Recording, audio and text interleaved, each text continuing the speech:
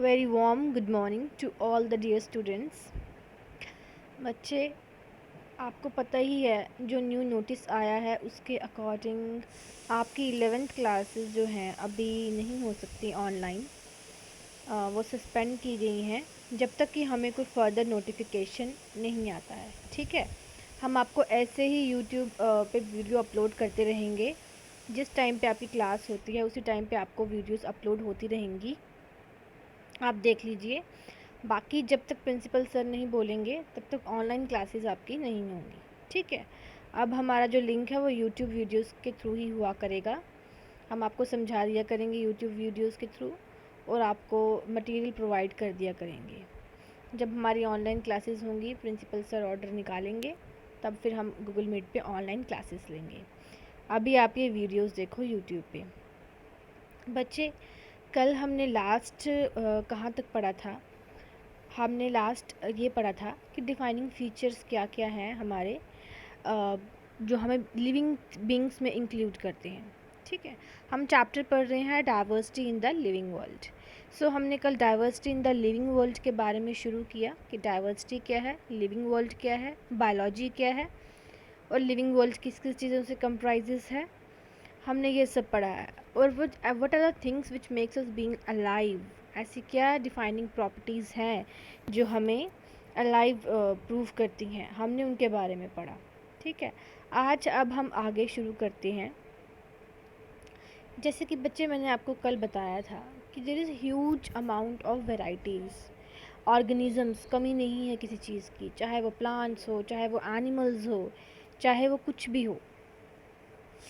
हर एक चीज़ में इतनी इतनी वैरायटीज़ हैं, इतनी इतनी किस्में हैं कि इवन अभी कितने से आधे से ज़्यादा चीज़ें तो डिस्कवर्ड ही नहीं हुई हैं। It is expected that they are total about 8.74 million species on अर्थ।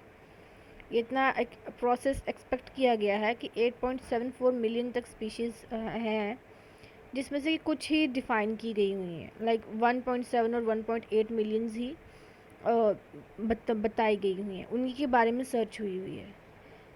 अब एनिमल्स के केस में देख लो तो यहाँ पे कहा जाता है कि 7.7 मिलियन एनिमल्स हैं ओवरऑल, हर तरह के एनिमल्स एनिमल किंगडम में जो आते हैं, but only 9 lakh some species have been discovered.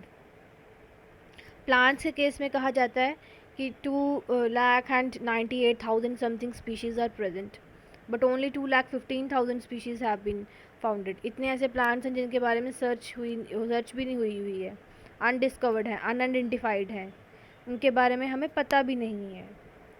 So this is what, चाहे हमारे पास उनका डाटा है चाहे हमारे पास उनका डाटा नहीं है, this is your biodiversity. Okay, this refers to biodiversity. Biodiversity is what? Biodiversity is basically the number and the types of organisms present on the earth. इस धरती पे जितने भी organisms present हैं, है ना, जितने भी टाइप के, जितने भी नंबर के organisms present हैं, हमने चाहे उनको बताया हो चाहे ना बताया हो, बट वी नो इट कि वो यहाँ पे हैं।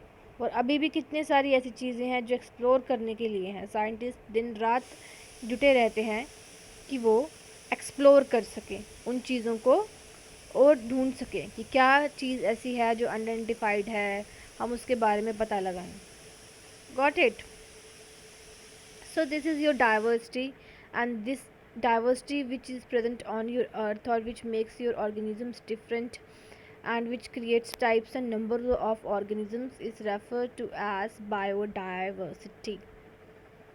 ठीक है, इसी बायोडाइवर्सिटी की शुरू से ही शुरुआत मतलब होती आई है, जैसे सर्चेस होती गई हैं, मतलब ह्यूज अमाउंट ऑफ सर्च हुई है, देखा गया है कहाँ से साइंस कहाँ पहुँची है। यू कैन सी आज हर एक मतलब चीज़ में इतनी एडवांसमेंट आ चुकी है कि चाँद तक भी हम लोग पहुँच चुके हैं। सो साइंस की शुरुआत बहुत पहले से है।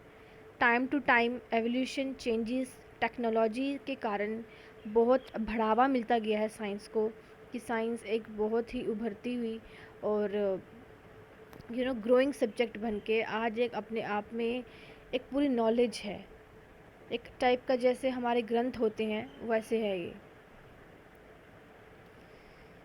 सो इसी बायोडाइवर्सिटी में, क्योंकि बहुत सारे एनिमल्स हैं, प्लांट्स हैं, but there are millions of plants and animals in this world.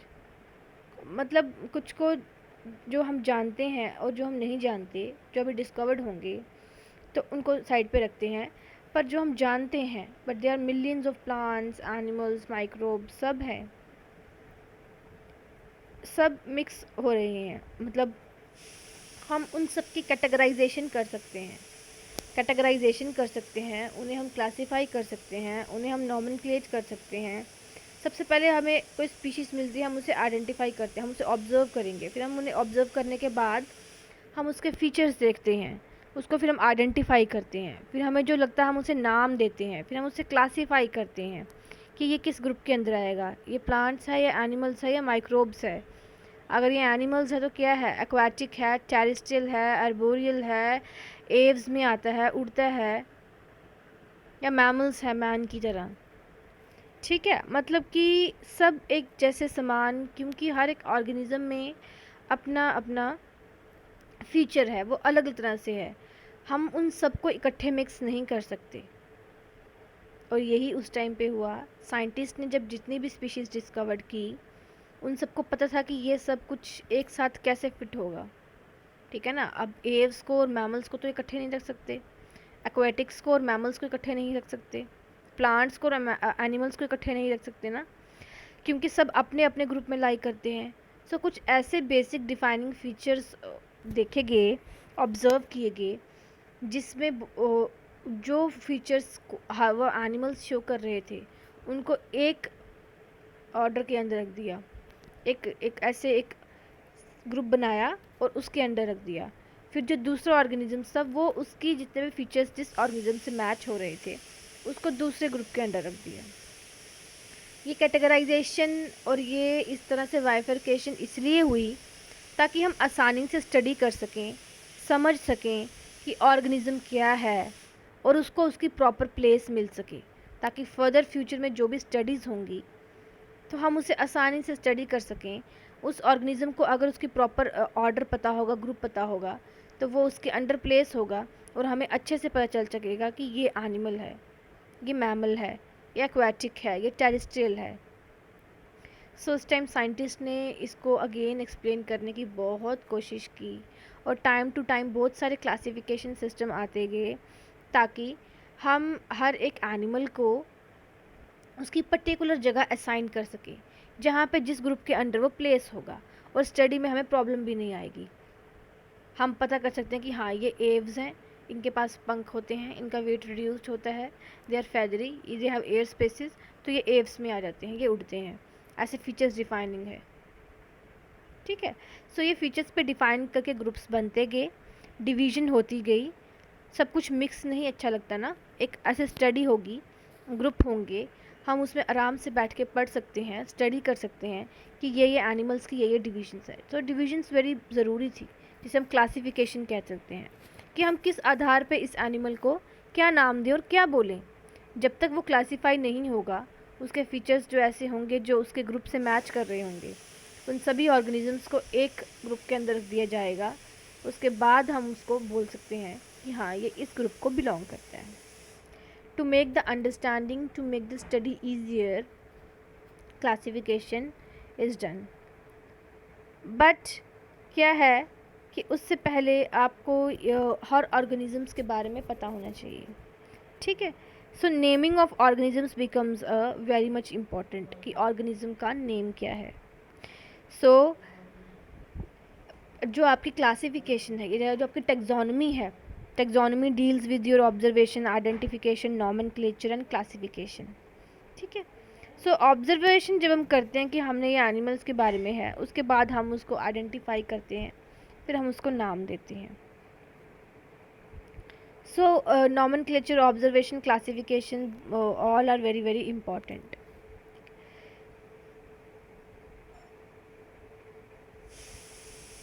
सो क्या होता है कि एक अगर ऑर्गेनिजम्स है तो उसका लोकल नेम बहुत बहुत अलग अलग नेम होंगे। ठीक है, अब कोई भी ऑर्गेनिज्म है, कोई फ्रूट है या कोई एनिमल है, उसको हो सकता है एक एरिया में कुछ और कहते होंगे, दूसरे एरिया में कुछ और कहते होंगे, आउट ऑफ स्टेट कुछ और कहते हैं, आउट ऑफ कंट्री कुछ और कहते होंगे। सो जब वर्ल्ड के साइंटिस्ट मिले तो इसने बहुत कन्फ्यूजन क्रिएट की कि यहाँ पे कुछ और बोलते हैं लोकल एरिया में, फिर स्टेट, अगर आउट ऑफ स्टेट की बात देखी जाए तो उसे कुछ और बोलते हैं, फिर आउट ऑफ अगर कंट्री देखा जाए तो उसे कुछ और बोलते हैं। कितने ऐसे प्लांट्स हैं, कितनी ऐसी चीज़ें हैं, इवन हमारी जो डिशेस होती हैं, हमारे त्यौहार कितने सारे ऐसे होते हैं, इधर इसका कुछ नाम होता है, कहीं इसका कुछ नाम होता है। So it creates a very confusion specially for organisms, animals, चाहे वो एनिमल्स थे चाहे वो प्लांट्स थे, उनके लिए बहुत कन्फ्यूजन क्रिएट करती। जस्ट लाइक अब तुलसी का पौधा है हमारे हिंदू शास्त्र में और हमारे यहाँ इंडिया में, इसे तुलसी के नाम से भी ये बहुत फेमस है। ओके, वी कॉल इट तुलसी, अपनी लोकल लैंग्वेज में हम तुलसी कह देते हैं, ठीक है। और कुछ स्टेट के बाहर जाके इसका नाम में भी कुछ और चेंज हो, कुछ और बोलते हो इसे, ठीक है। कंट्री के बाहर अगर आप जाओगे, अगर आप फॉरेनर्स देखो तो वो इसे या तो बासिल कहेंगे, ओके, होली बासिल कहेंगे, या तो हो सकता है इसका साइंटिफिक नेम कहें ऑस्मम सैंक्टम। तुलसी उन लोगों को कम ही फैमिलियर होगा, तुलसी उन लोगों को नहीं पता होगा। So it creates a lot of confusion कि हर कोई अपने अपने एरिया में अपने अपने तरीके से इसको पुकारे जा रहा है, इसका नाम लेते जा रहा है। So what we should do, हम इसको क्या कहें, इसका कैसे परफेक्ट नेम क्या हो। सो इसलिए नॉमेनक्लेचर बना, ठीक है, जो कि टैक्सोनॉमी का ही पार्ट है। नॉमेनक्लेचर इसीलिए बना ताकि ऑर्गेनिजम्स को समझ के उनके फीचर्स जान के लिविंग ऑर्गेनिजम्स को एक पर्टिकुलर नाम दिया जाए जो all over the world same हो। ठीक है, लोकल लैंग्वेज में कुछ भी हो, बट जब स्टडी की बात आए, बायोलॉजी की बात आए, तो कोई कन्फ्यूजन ना हो, ठीक है, कोई कन्फ्यूजन ना हो स्टडी में या हायर स्टडीज़ में या साइंटिस्ट में या ऑल ओवर द कंट्री, कोई ऐसी कन्फ्यूजन ना हो। ठीक है, लोकल नाम तुलसी है, इसे कोई चेंज नहीं कर सकता। It is also known as holy basil. एक लेमैन के लिए, एक आम लोगों के लिए तुलसी है, बट ओवरऑल पूरे वर्ल्ड में ये जब साइंटिस्ट की मीटिंग होती है, जब हुई उस टाइम पे, जब ये नॉमेनक्लेचर बना, तो उस टाइम पे यही डिसाइड किया गया कि स्टडीज़ में, आपकी बायोलॉजी में साइंटिफिक नेम्स की बहुत इम्पोर्टेंस है ताकि वो all over the world accepted हो, कोई कन्फ्यूजन ना हो, ठीक है। लाकि अगर लोकल नेम से लोग कंफ्यूज हो रहे हैं तो एक परफेक्ट नेम हो, एक जानकार इंसान एक परफेक्ट नेम को यूज़ करके वो कंफ्यूजन हटा ले। सो इसीलिए नॉमेनक्लेचर आया। So there is a need to standardise the name of the living organisms such that a particular organism is known by the name same name all over the world, ताकि उसका एक ही same नाम से वो पूरी दुनिया में जाना जाए, और वो है आपका nomenclature. Nomenclature or naming process is only possible when the organism is described correctly and we know to what organism the name is attached to. और organism तभी nomenclate हो सकता है, तभी उसका नाम आ सकता है, तभी उसका nomenclature बन सकता है अगर वो अच्छे से मतलब उसको करेक्टली डिस्क्राइब किया गया हुआ है, और हमें इतना पता है कि वो ऑर्गेनिज्म किस चीज़ के अंडर आ रहा है, किस ग्रुप के अंडर आ रहा है, उसके फीचर्स पता होंगे तो वो उसके उस फीचर्स के अंडर आएगा, उस ग्रुप के अंडर आएगा। बहुत सारे साइंटिस्ट ने पहले शुरू में क्लासिफिकेशन सिस्टम देना शुरू किया था। सबसे पहले जस्ट प्लांट्स और एनिमल्स को डिवाइड कर दिया गया कि एक ग्रुप प्लांट्स का है, एक ग्रुप एनिमल्स का है, ऐसे ऐसे है। बहुत सारे साइंटिस्ट ने दिया था, बट किसी में भी इतने डिफाइनिंग फीचर नहीं थे जो एक्सप्लेन कर सकें। फिर 5 किंगडम सिस्टम आया था विटाकर का, आर.एच. विटाकर ने दिया था, जिसमें क्या था कि उसने 5 किंगडम सिस्टम दिया था, Monera, protista, fungi, algae and Monera, protista, fungi, Plantae and Animalia. ये किंगडम सिस्टम काफ़ी हद तक अच्छा है, गुड है, आजकल यही फॉलो हो रहा है, स्टडीज़ में भी यही है। सो वहाँ पे भी कैटेगराइजेशन हुई है, वहाँ पे भी देखा गया है कि अगर मोनेरन्स हैं तो वो यूनिसेलुलर हैं, प्रोकैरियोटिक हैं, वहाँ बैक्टीरिया हैं, पहले वाले बैक्टीरिया, साइनोबैक्टीरियाज हैं, पीपीएलओज हैं। अगर वो प्रोटिस्टा है तो वो यूकैरियोटिक है, समहाउ मल्टीसेलुलर भी है, उसमें जितने भी प्रोटोजोन्स वगैरह ये सब आते हैं, ठीक है ना। देन इट्स हैव फंजाई जो कि हेटेरोट्रॉफिक हैं। Fungus you know they are all saprophytics और हेटेरोफिटिक ऑर्गेनिजम्स, तो they are multi cellular organisms, eukaryotic. तो डिफरेंस कितना आ गया है, प्लांटे में क्या है, लोअर प्लांट्स भी हैं, हायर प्लांट्स भी हैं, they are eukaryotic multi cellular organisms. And specially plants जो हैं अपना खाना खुद बनाते हैं, they are autotrophs. Then Animalia में क्या है, they do not prepare their own food, they are heterotrophs, they are dependent, they are locomotory, plants are not locomotory. So ये सब फीचर्स हर एक चीज़ के देख के वहाँ पे कैटेगराइजेशन हुई, और ये आइडेंटिफिकेशन से ही है। ऑब्जर्वेशन होती है, ऑब्जर्व करते हैं हम फीचर्स, फिर हम उससे आइडेंटिफाई करते हैं कि यस ये, जैसे सपोज कि कोई प्लांट्स हैं, यस अब प्लांट्स को कैसे जब एनिमल से अलग किया गया, दीज आर प्लांट्स, वो अपना खाना खुद बनाते हैं, क्लोरोफिल प्रेजेंट है उनमें, photosynthesis they undergo, root system है, वैस्कुलर सिस्टम्स हैं। इस तरह से कैटेगराइज करते हुए हमने उन्हें पहले फीचर्स ऑब्जर्व किए, हमने उन्हें आइडेंटिफाई किया, फिर एक उनको ऑर्डर में लिख दिया। देन उनके बाद उनका नॉमेनक्लेचर हुआ कि कौन कौन सा प्लांट कैसा है, उनके फीचर्स के आधार पे ही। ओके, फीचर्स के आधार पे ही उनके नेम डिसाइड होते हैं।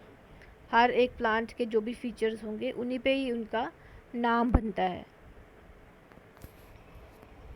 So this is your identification. First you have to identify, then the naming process starts. और ये बहुत बेस्ट मेथड है। इसने उस टाइम पे जब ये मेथड आया, नॉमेनक्लेचर टैक्सोनॉमी आई, प्लांट टैक्सोनॉमी, ये सबसे बेस्ट दिया गया है कैरोलस लिनस ने। Yes, he is known as a father of taxonomy. Even कुछ लोग तो उसे फादर ऑफ बायोलॉजी भी कहते हैं, क्योंकि उन्होंने टोटली सिस्टम ही बदल दिया इसका, नेमिंग ऑफ प्लांट्स का टोटली डिस्क्राइब्ड। उन्होंने मतलब सिस्टम दिया था, एक जेनेरिक नेम था, एक स्पेसिफिक एपिथेट था, नॉमेनक्लेचर, बायनॉमियल नॉमेनक्लेचर उन्होंने जब दिया, so it just changes the whole literature, education system and all the studies basically. और ये सब बदल के रख दिया उन्होंने, ये बायनॉमियल नॉमेनक्लेचर देके कि हाउ टू आइडेंटिफाई। और सिर्फ प्लांट्स के केस में नहीं, उन्होंने प्लांट्स, एनिमल्स, हर एक ऑर्गेनिज्म के नाम को डिफाइन किया कि दो तरह के नाम होने चाहिए, जैसे एक जीनस होना चाहिए और एक स्पेसिफिक एपिथेट होना चाहिए। Like in Homo sapiens, homo is your generic name and specific epithet is your species. Homo sapiens, like sapiens is your species name, specific epithet. So Carolus Linnaeus ने ये इस तरह से बायनॉमियल नॉमेनक्लेचर को नॉमेनक्लेट करके बहुत ही बेहतरीन काम किया, ताकि जिससे सब कंफ्यूजन दूर हो सके। Okay, so in order to facilitate the study, the number of scientists have established procedures to assign a scientific name to each organisms. Yes, identification के बाद नॉमेनक्लेचर करने के लिए सभी साइंटिस्ट ने सोचा कि कुछ ऐसा होना चाहिए जो एक ही नाम हो। ओके, कन्फ्यूजन ना हो, कोई कुछ कह रहा है, कोई कुछ कह रहा है। ठीक है, कई बार लोकल नाम लोकल लोग कहते हैं, नाम चेंज नहीं हो सकता, but educationally, literature, scientific study में कोई कन्फ्यूजन नहीं होनी चाहिए, एक ही नाम हो, ताकि सब उस एक ही नाम को बोलें और किसी को कोई प्रॉब्लम ना हो, कोई कन्फ्यूजन ना हो। और ये सब ने इस चीज़ को एक्सेप्ट किया, सभी साइंटिस्ट इस चीज़ के लिए राज़ी हो गई। तो साइंटिफिक जो नेम्स थे वो कुछ प्रिंसिपल्स और क्राइटेरिया पे थे, जो कि international code for botanical nomenclature ICBN ने दिया था। ये आपके प्लांट्स के केस में आ गई। और एनिमल्स जो थे वो international code of zoological nomenclature के थ्रू डिस्क्राइब होते थे। Scientific names ensures that each organism has only one name. तो साइंटिफिक नेम ने ये इंश्योर कर दिया कि किसी भी ऑर्गेनिज्म का एक ही नाम है, उसे एक ही नाम से पुकारा जाए, ताकि कोई कन्फ्यूजन ना हो। Description of any organism should enable the people in any part of the world to arrive at the same name. Yes, कोई भी एनिमल को अगर हम डिस्क्राइब करते हैं तो सभी उस सेम जगह पे आए, उनको समझ लग जाए कि यस ये वही ऑर्गेनिज्म है, उसका एक ही नाम हो। They also ensures that such a name has not been use for many other organisms, और वही नाम एक ही नाम होना चाहिए, ये नहीं होना चाहिए कि उसको सारे ऑर्गेनिजम्स यूज़ करें। अब प्लांट्स हैं तो प्लांट्स भी बहुत सारे हैं, ये ना हो कि वही एक ही नेम सारे प्लांट्स का हो। हर प्लांट का अपने अपने फीचर्स के हिसाब से नो सर, कुछ प्लांट अपने अपने प्लांट्स के करेक्टरिस्टिक फीचर्स होते हैं, तभी जाके उनके टैक्सोनोमिक फीचर्स को देख के उनकी नॉमनक्लेट किया जाता है कि यस इस प्लांट का ये नाम है, इस प्लांट का ये नाम है। ओके उसके बाद जब बायोलॉजिस्ट इस चीज़ को फॉलो करने लगे तो एक जो आपको कैरलस लिनस थे, उन्होंने बायनॉमियल नॉमेनक्लेचर दिया जो कि वाइडली एक्सेप्टेड हुआ कि नेमिंग करने के लिए 2 फॉर्मेट सिस्टम सबसे बेटर रहेगा। सो उन्होंने दिया generic name and specific epithet. ठीक है, like in case of mango, mango में क्या है, साइंटिफिक नेम है मैंगो का मैंजीफेरा इंडिका। सो मैंजीफेरा आपका क्या है, जेनेरिक नेम है, और इंडिका आपका स्पेसिफिक एपिथेट है।